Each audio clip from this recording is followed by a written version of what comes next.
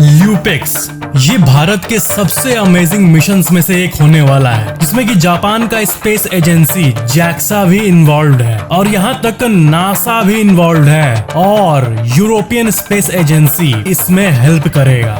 यानी ये एक ऐसा मिशन होने वाला है जिसमें ये सारी कंट्रीज इंटरेस्टेड है। भारत का पहला सॉफ्ट लैंडिंग चंद्रयान 3 जब सफल हुआ, उसके बाद सारे कंट्रीज का जो इंटरेस्ट है वो भारत के इफिशिएंट टेक्नोलॉजी की तरफ बढ़ते रहा कि ये कितना क्रेजी है कि इतने कम प्राइस में मात्र $75 मिलियन में चांद तक कोई कैसे सॉफ्ट लैंडिंग करा सकता है। चंद्रयान 615 करोड़ में चांद पर सॉफ्ट लैंडिंग कर गया। रशिया का ल्यूना 25 1600 करोड़ में भी नहीं कर पाया। चाइना का चैंगी मिशन जो कि सक्सेसफुल था और मून पर सफल तरीके से लैंड कर गया, वो 1400 करोड़ में इस काम को कर पाया था। लेकिन इसरो ने इसी काम को सबसे इफिशिएंट तरीके से कर दिखाया और यही कारण है कि बाकी स्पेस एजेंसीज जो हैं वो इतना इंटरेस्टेड हो रही है और तभी ये मिशन अनाउंस हुआ जिसका नाम है ल्यूपेक्स। ल्यूपेक्स का फुल फॉर्म है लूनर पोलर एक्सप्लोरेशन मिशन। अब यहाँ पर ये बात है कि लूनर पोलर एक्सप्लोरेशन, ये सुन के ही आपको लग रहा होगा कि ये चांद के नॉर्थ पोल और साउथ पोल को एक्सप्लोर करने के लिए है। तो जी हाँ, इसका नाम सही डिनोट करता है, ये साउथ पोल और नॉर्थ पोल को ही एक्सप्लोर करेगा। लेकिन बात यह है कि जो इंडिया का चंद्रयान 3 था वो पोल्स के करीब गया था। यानी चांद का बॉडी अगर आप लो तो जो पोल है एकदम पोल 90 डिग्री पोल रीजन एग्जैक्टली वहां पर नहीं पहुंचा था, बल्कि उससे कुछ डिग्रीज दूर ही वहां पर चंद्रयान 3 का रोवर चल रहा था जहां पर सनलाइट पहुंचता है। अगर एग्जैक्ट पोल की बात करें तो वहां सनलाइट जरा भी नहीं पहुंचता है, वो कंप्लीटली डार्क एरिया है। तो जो ल्यूपेक्स मिशन होगा ये उसी जगह पर जाएगा, पोल के उस अंधेरे रीजन में। तो इसका मतलब आप ये भी समझ गए होंगे कि सिर्फ सोलर पैनल से काम नहीं चलने वाला, बल्कि कोई ऐसी टेक्नोलॉजी होनी चाहिए जिससे कि उस यान को रात में भी पावर मिल सके। और क्योंकि 15 दिनों का रात होता है तो उतने के लायक एनर्जी होना चाहिए। और इसी के चलते इस बार चारों कंट्रीज जो ये काम कर रही है इसमें ऑफ कोर्स वो टेक्नोलॉजी मौजूद है जिसको न्यूक्लियर पावर टेक्नोलॉजी कहते हैं, जिसमें क्या होता है कि प्लूटोनियम के एटम से एनर्जी जनरेट होती है। एक बहुत कॉम्प्लेक्स सा मैकेनिज्म होता है, बट आप ये जान लो कि जो प्लूटोनियम है वो पावर को पैदा करता है बिना सनलाइट के। और 15 दिन जो चांद पर रहता है, दिन में तो लाइट से काम चल जाएगा, सोलर पैनल के चलते धूप से काम चल जाएगा, लेकिन जो लगातार 15 दिन रात रहता है उसमें ये काम आएगा। ये जो प्लूटोनियम टेक्नोलॉजी है ये काम आएगा। इस मिशन में जापान की बहुत बड़ी भूमिका है। वो H3 लॉन्च व्हीकल प्रोवाइड करेगा इंडिया को, और जो रोवर चलेगा सरफेस में रिपोर्टेडली वो भी जापान ही प्रोवाइड करेगा। और जो लैंडर है, जैसे कि विक्रम लैंडर था, वो जो लैंडर का पार्ट है ये इसरो संभालेगा। अहमदाबाद में मौजूद फिजिकल रिसर्च लैबोरेटरी PRL एक डिपार्टमेंट ऑफ स्पेस का यूनिट है इंडिया में, वो प्रोवाइड कर रहा है इंस्ट्रूमेंट्स जो कि ल्यूपेक्स मिशन में लगेंगे। ये जहां पर जाएगा उस भयंकर जगह का नाम है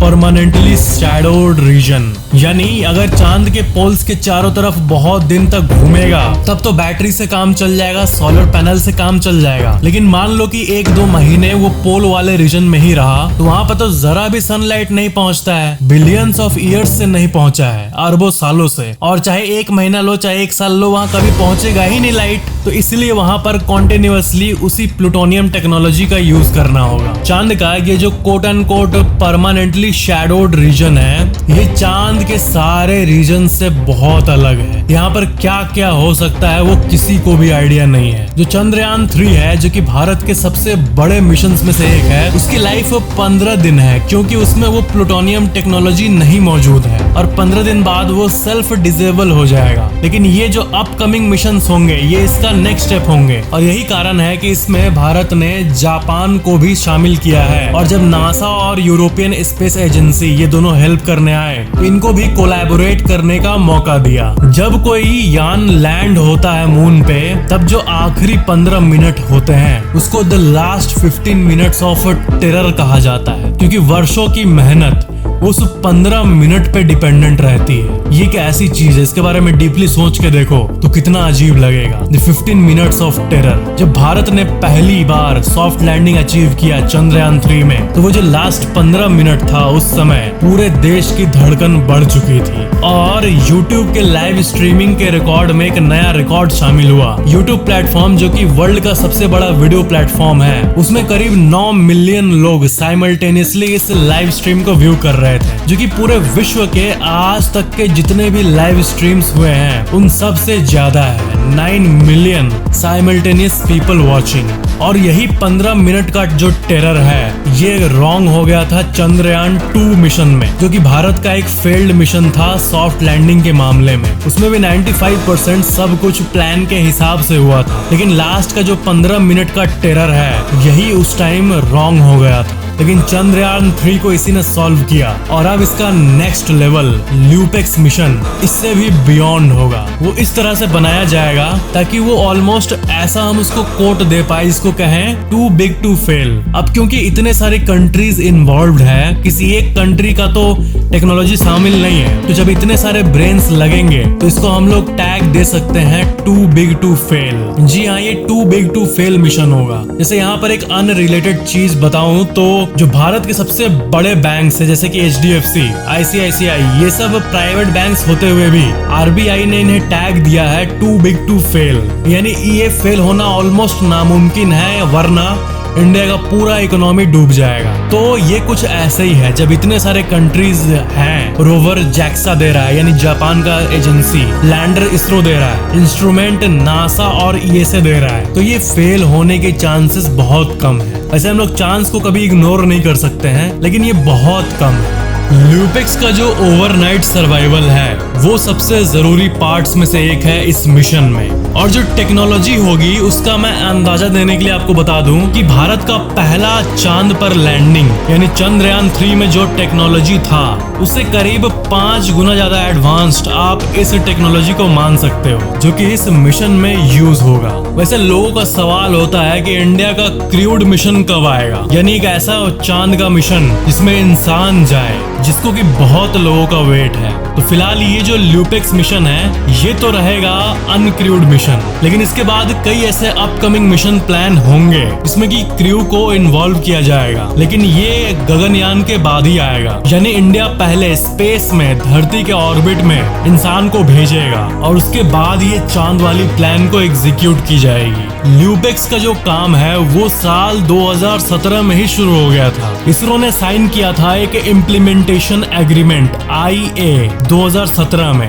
JAXA के साथ, यानी जापान एरोस्पेस एक्सप्लोरेशन एजेंसी। फिर साल 2018 में इसरो और JAXA दोनों एक ज्वाइंट मिशन डेफिनेशन रिव्यू पे भी बैठे, और 2019 तक JAXA ने इंटरनल प्रोजेक्ट का जो रेडलीनेस था उसको भी रिव्यू कर दिया। मतलब वही कहना चाह रहा हूँ सिंपली कि ये सब फॉर्मेलिटीज हुई और ये काम 2017 से चलते आ रही है। जापान के पास एक एल्गोरिदम है, एक स्पेशल एल्गोरिदम और एक नेविगेशनल इक्विपमेंट है। इसी को JAXA स्पेशली प्रोवाइड कर रहा है इंडिया को। और इस बार और एक खास चीज है कि जो रोवर रहेगा इस बार, उसके अंदर एक ड्रिल मशीन भी रहेगा। सिंपली स्पीकिंग, यानी वो चांद पर लिटरली ड्रिल करके लगभग 1.5 मीटर यानी 4 फीट 11 इंच ड्रिल करके जो सरफेस का सैंपल है वो कलेक्ट करेगा, और उसको जो दुनिया की सबसे लेटेस्ट टेक्नोलॉजी है उससे वो एनालाइज करेगा। ग्राउंड पेनिट्रेशन रेडार यानी GPR रहेगा, जो कि 1.5 मीटर तक जमीन के अंदर सब कुछ को एनालाइज कर पाएगा। एक न्यूट्रॉन स्पेक्ट्रोमीटर रहेगा, यानी जो अंडरग्राउंड एलिमेंट्स है उसको ये पता करेगा। Aquatic detector using optical resonance, जिसे कि अडोर कहते हैं, ये डिवाइस भी जाएगी। ये मिशन 2025 के एंड तक होगी। इसमें ऐसे कई डिवाइसेस होंगे जो कि स्पेस से चारों तरफ से आती हुई रेस को भी डिटेक्ट करेगी। क्या है कि इन सब रिसर्चेस में जो सबसे इम्पोर्टेंट बात है यानी एलियंस की एग्जिस्टेंस, उसको हम लोग इग्नोर नहीं कर सकते। भले उसका कोई सुराग अभी तक हमें नहीं मिला, लेकिन आपको पता होगा कि हमारे इस कॉम्प्लेक्स ब्रह्मांड में चारों तरफ से कई रेज आते रहते हैं जिन्हें सैटेलाइट्स हमेशा रीड करते रहते हैं। और ये हमें ये बताता है कि ऐसी भी कई सिविलाइजेशंस हो सकती हैं हमारे यूनिवर्स में जिसके पास रेडियो टेक्नोलॉजी मौजूद है। क्या आपको पता है कि एक समय ऐसा था जब धरती का कोई मून नहीं था। मून तब बना जब एक बहुत ज्यादा बड़ा एस्टेरॉयड धरती से टकराया और इतना मलबा निकला कि वो मलबा स्पेस में जाकर गोलाकार आकार में, ग्रेविटी के चलते ऑफ कोर्स गोल आकार में वो बन गया और वो सारा गोल आकार का कलेक्शन धरती को एस्केप नहीं कर पाया क्योंकि धरती की ग्रेविटी बहुत स्ट्रांग है। और फिर वो हमेशा का साथी बन गया धरती का, और ऐसे ही बना चांद। और उस टाइम यही चांद धरती से कुछ ऐसा दिखता था, ह्यूज साइज, लगभग 10 गुना ज्यादा क्लोजर था जितना अभी आपको दिखता है, जितना अभी है उसके कंपैरिजन में। यानी जितना बड़ा आपको चांद अभी आसमान में दिखता है उसे 10 टाइम्स क्लोजर चांद था। इमेजिन करो कि आप रात को उठे और देखे कि चांद 10 गुना बड़ा हो गया है। तो कुछ ऐसा ही था मून शुरुआत में, और धीरे धीरे वो और दूर चला जाते जा रहा है। लगभग 3.78 सेंटीमीटर हर ईयर वो दूर जाते जा रहा है। एक और क्वेश्चन था आप लोगों का कि चांद पर जो इतने सारे गड्ढे मौजूद हैं, धरती पर ऐसे गड्ढे क्यों नहीं है? मतलब ऐसा जो वैज्ञानिक कहते हैं कि चांद पर बहुत सारी चीजें आके टकराते रहती है, एस्टेरॉयड, मीटेरॉयड, ये सब तो आते रहता है स्पेस से, तो वो टकराते रहता है और टकराने से चांद पर ऐसा गड्ढा बनते रहता है। तो वो तो अगर मून को टकराता है तो धरती को भी टकराना चाहिए, तो धरती को कुछ क्यों नहीं होता है? तो इसका आंसर ये है कि धरती जो है वो एक वंडर है, यानी धरती जैसा और कोई नहीं, क्योंकि धरती के पास एक अपना प्रॉपर मैग्नेटिक फील्ड है जो कि पहली बात सन रेज से धरती की रक्षा करता है सूरज के प्रकोप से, और दूसरी बात हमारे पास एक ऐसा एटमॉस्फेरिक लेयर है, एटमॉस्फेयर है, प्रोटेक्टिव एटमॉस्फेयर है, जो कि छोटे मोटे अनगिनत एस्टेरॉयड जो कि डेली बेसिस पे इनफैक्ट घंटों के बेसिस पर आते रहते हैं, उन सब को एटमॉस्फेयर में ही जला डालता है, आने के पहले ही उसका गेम बजा देता है धरती। तो इसके चलते धरती प्रोटेक्टेड रहता है। लेकिन मून के पास ना अपना कोई मैग्नेटिक फील्ड है और ना अपना कोई प्रोटेक्टिव एटमॉस्फेयर है, और यही कारण है कि उसका जो सरफेस है वो एक्सट्रीम टेम्परेचर को फेस करता है, पहली बात, और दूसरी मेन बात कि वो अपने आप को प्रोटेक्ट भी नहीं कर पाता है, जिसके चलते छोटा से छोटा एस्टेरॉयड या मीटेरॉयड उस पर जाके जाता है और इतने सारे गड्ढे बन जाते हैं, अनगिनत गड्ढे बन जाते हैं। चांद को अगर आप सामने से देखोगे तो सिर्फ गड्ढा गड्ढा गड्ढा ही सिर्फ दिखेगा। मून का टेम्परेचर इतना वेरी करता है कि सुबह में बॉइलिंग टेम्परेचर से भी ऊपर यानी 123 डिग्री सेल्सियस पहुंच जाता है। मतलब दिन के टाइम इतना गर्मी, और जब सनलाइट जाता है यानी रात के टाइम तो स्केल के दूसरे साइड वो भी एक्सट्रीम तरीके से होता है, यानी -200 -250 डिग्री सेल्सियस तक पहुंच जाता है। और ये सब इसलिए होता है क्योंकि वहाँ एटमॉस्फेयर है ही नहीं, और इसलिए जगह जगह गड्ढे आपको दिखते हैं, और इसलिए मून को इतना वल्नरेबल माना जाता है। इससे एक बहुत ही डीप सी थॉट माइंड में आती है जो पर्सनली आपसे शेयर कर रहा हूँ। मतलब ये कोई जानकारी नहीं है, बस एक थॉट है मेरा कि मान लो कि स्पेसशिप कोई उतरा चांद पर और कोइंसिडेंटली उसी टाइम कोई मीटेरॉइड आके टकराया और कोइंसिडेंटली एकदम उसी लोकेशन पे टकराया, तो इससे तो अगर कोई यान सक्सेसफुली लैंड होगा तो फिर भी वो यान डिस्ट्रॉय हो जाएगा। ये तो बहुत खतरनाक है, बहुत वल्नरेबल है। धरती में इतने सारे घर है, गाड़ियां हैं, तो आपके घर पे मेटेरॉइड इसलिए नहीं गिरता क्योंकि धरती का जो एटमॉस्फेयर है वो, जैसे कि मैंने आपको बताया, पहले ही गेम बजा देता है उसका, जिसके चलते वो कितने किलोमीटर ऊपर ही डिस्ट्रॉय हो जाता है। लेकिन चांद पर अगर कोई बेस बनाया, जो कि ऑफ कोर्स बनाएगा नासा और बाकी ऑर्गेनाइजेशंस, जो कि वो लोग एक्टिवली प्लान कर रहा है, तो वो सब बहुत वल्नरेबल होंगे। तो ऐसा सिक्योरिटी सिस्टम होना चाहिए कि अगर कोई बड़ा मेटेरॉइड गिरे भी तो कुछ ना हो। चांद पर तो एक बार इतना बड़ा मेटेरॉइड गिरा था जिसके चलते उसके साउथ पोल पर एटकेन बेसिन नाम का एक क्रेटर बना जो कि 2500 किलोमीटर चौड़ा था। यानी जो एटकेन बेसिन जो है इसका डायमीटर 2500 किलोमीटर है, और ये चांद का सबसे बड़ा इम्पैक्ट है किसी भी मेटेरॉइड का। यानी इतना वल्नरेबल है ये, जो कि बिल्कुल भी अच्छी बात नहीं है। तो फ्यूचर में जो बेसेस बनेंगे उनको प्रोटेक्ट करने के लिए ऐसे मटेरियल्स को लगाए जाएंगे जिसके चलते कोई भी अगर एस्टेरॉयड टकराए भी तो वो मून बेस बिल्कुल सेफ रहे। तो ये थी आज की वीडियो को लाइक जरूर करना और चैनल को सब्सक्राइब करके बेल आइकन जरूर ऑन कर लेना।